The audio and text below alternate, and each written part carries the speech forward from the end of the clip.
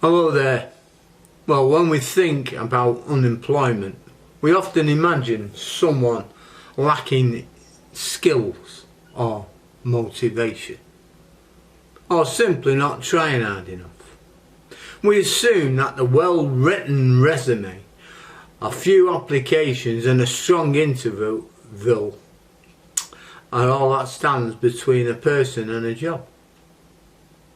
But in reality, millions of people in the UK, and indeed across the world now, the Western world particularly, face a complex web of barriers that go far beyond the CV.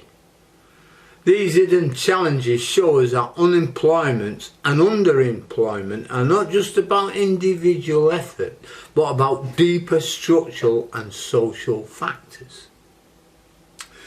Now, one of the most significant yet often overlooked barriers is health. In the UK alone, over 2.8 million people are economically inactive due to long-term illnesses. Mental health conditions such as anxiety, depression and chronic physical illness, including long COVID, prevent many from starting the job search. While many of these individuals want to work, they are often unable to participate fully in recruitment processes or maintain consistent attendance if hired. Now, without targeted support and flexible work options, they remain sidelined from the workforce. Financial and logistical constraints are another powerful obstacle. High childcare costs, amongst the most expensive in Europe, make it clearly impossible for many parents to return to work, as their entire earnings might go towards paying for childcare. Similarly, inadequate and costly public transport options prevent people in rural or suburban areas from accessing jobs, even if vacancies exist. Some, accepting a job simply doesn't make any economic sense when the costs outweigh the potential earnings. Bias and discrimination also play a hidden but damaging role. Older workers frequently encounter age discrimination, with employers hesitant to hire candidates over 50, despite the experience they may have. Name-based and ethnic discrimination remains widespread, with applicants from minority backgrounds often receiving fewer interview invitations. People with disabilities continuing to face workplace barriers and often lack proper accommodations, limiting their chances of being hired and retained. A major, less visible barrier is the mismatch between skills job seekers have and what employers are looking for today. Now, as technology transforms the economy, many available roles require digital skills or familiarity with tools such as AI. Skills that many mid-career workers and older applicants have not had opportunities to learn. And even when training is available, it's often inaccessible due to time, cost and lack of local provisions.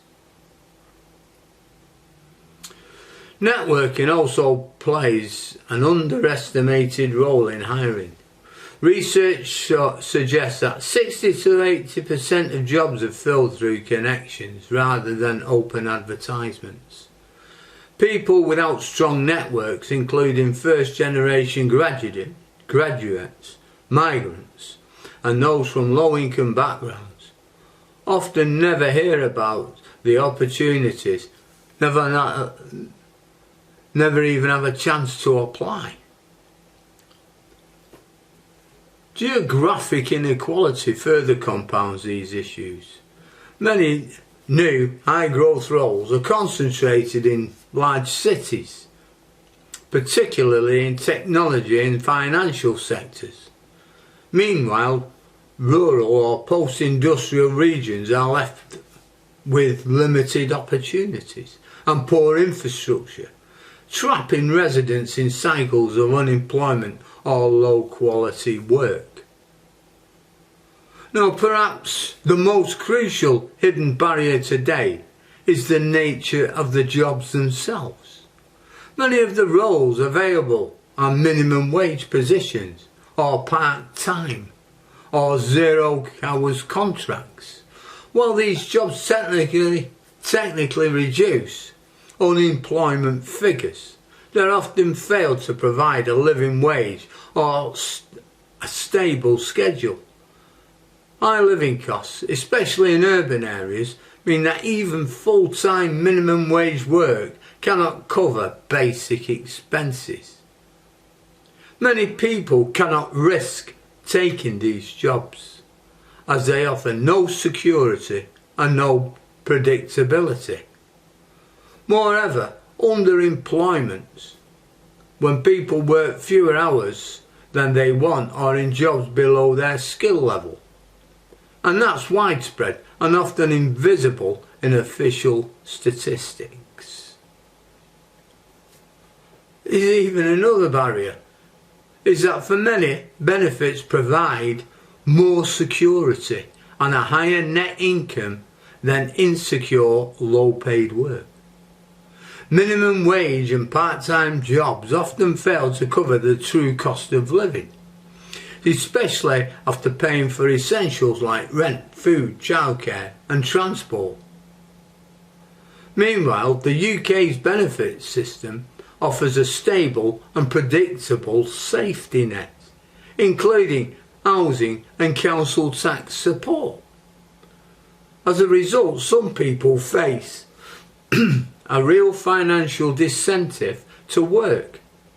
They risk losing security for jobs that offer uncertain hours, few protections, inadequate pay. Now, without reforming this so-called welfare trap, for example by raising wages, smoothing the benefits taper and offer better job protections, many individuals will continue to choose benefits out of necessity and not unwillingness. Now, a crucial point is often misunderstood in the role of fair wages.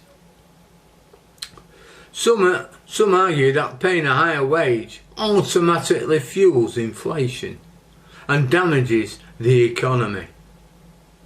Now, in reality, a good, fair and decent wage does not necessarily lead to inflation. We've just seen that with the 10% pay rises for this, that and the other. Inflation never shot up. That's just one example. Now, when people earn enough to boost productivity, inflation is driven by a complex mix of global supply chain issues. It's just not straightforward. It's energy prices and the corporate pricing strategies. This is not simply by workers earning enough to live decently. Ensuring that work pays fairly is a foundation for a healthy, sustainable economy, and it's not a threat to it. The combined effects of these hidden barriers reveals that finding work is not simply a matter of polishing your resume or attending more interviews. It's a complex challenge shaped by health, childcare, transport, discrimination, skill gaps, economic insecurity, regional inequality and automation. Now, without addressing these factors, no amount of individual effort can close the employment gap. Now, if To truly help people enter and stay in meaningful work, we need comprehensive solutions, better mental health and physical health support, affordable childcare and transport, stronger anti-discrimination measures, accessible upskilling programs, fairer working conditions, and a real living wage that reflects the actual cost of living. Now, only by tackling all these hidden barriers and we can be removed from the superficial fixes and create a more inclusive, resilient and fair workforce. Take care.